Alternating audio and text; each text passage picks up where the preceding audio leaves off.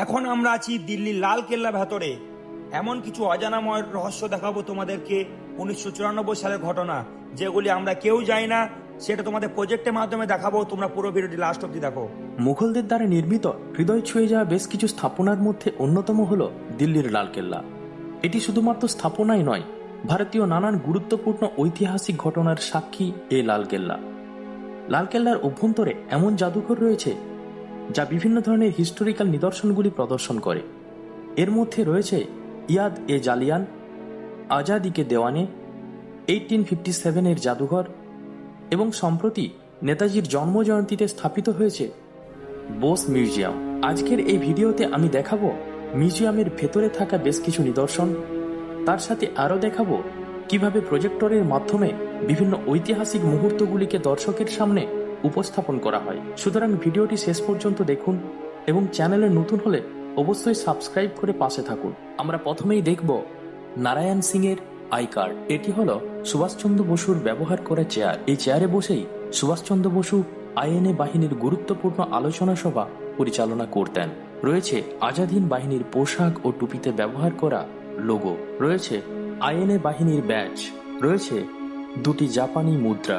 বোস মিউজিয়ামের মধ্যে নানান সংগ্রহের মধ্যে রয়েছে সুভাষচন্দ্র বসুর বাল্যকাল থেকে আজাদিন বাহিনীতে নেতৃত্বদান পর্যন্ত বেশ কিছু দুষ্প্রাপ্য জিনিস। টেবিলে কাচের বক্সের মধ্যে সাজানো রয়েছে সেই সমস্ত জিনিস। এর মধ্যে সব থেকে বেশি আকর্ষণীয় হলো নেতাজির হাতের লেখা ডায়েরি।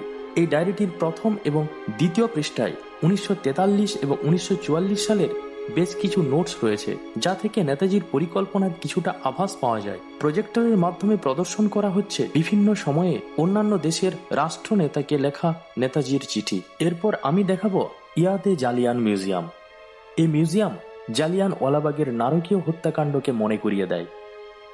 1919 সালের 13 এপ্রিল দিনটি একদিকে ছিল নববর্ষের বৈশাখী পালনের আনন্দের দিন, অন্যদিকে সেই আনন্দের দিনে রাওলাট আইনের বিরুদ্ধে একাট্টা হয়েছিল হাজার হাজার মানুষ।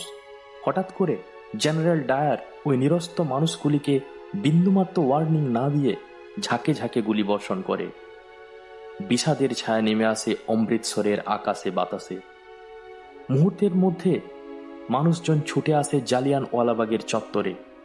কেউ বলে আমার বাবা কোথায়, কেউ খোঁজে তার ছেলেকে, কেউ বলে আমার মেয়ে কোথায়, কেউ খোঁজে তার হারানো মাকে। ব্রিটিশ সাম্রাজ্যবাদী শক্তির এই নির্বিচারে গণহত্যা প্রতিটি ভারতবাসীর হৃদয়কে নাড়া দেয়।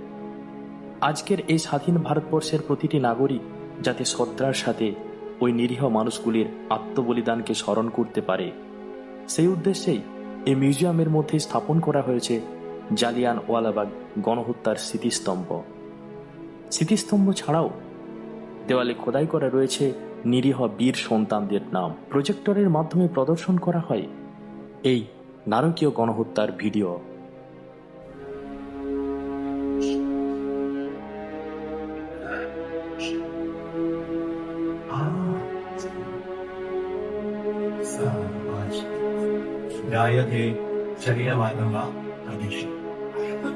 आपने आने जाने की थी केवल लिखी सफल संकेत था, जिसमें उसकी बर्तन ब्रांड प्रवेश नहीं है।